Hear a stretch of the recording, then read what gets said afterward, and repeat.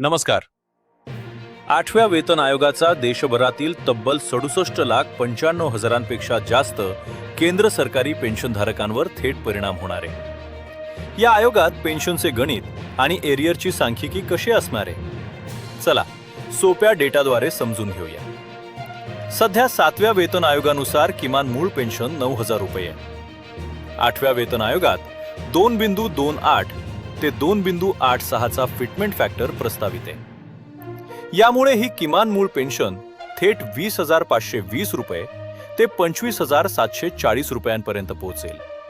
म्हणजेच मूळ पेन्शनमध्ये तब्बल 128% वाढ अपेक्षित आहे.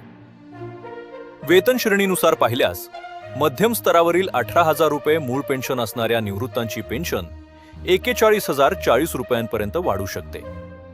तर उच्च स्तरावरील 28,050 रुपये मूळ पेन्शन असणाऱ्यांची पेन्शन थेट 63,954 रुपयांपेक्षा जास्त होईल.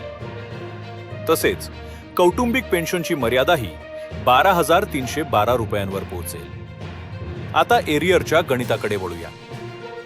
1 जानेवारी 2026 पासून हा आयोग प्रस्तावित आहे. समजा अंमलबजावणीस 12 महिने उशीर झाला तर किमान पेन्शन धारकाला दरमहा 11,520 रुपयांचा निव्वळ फरक मिळेल.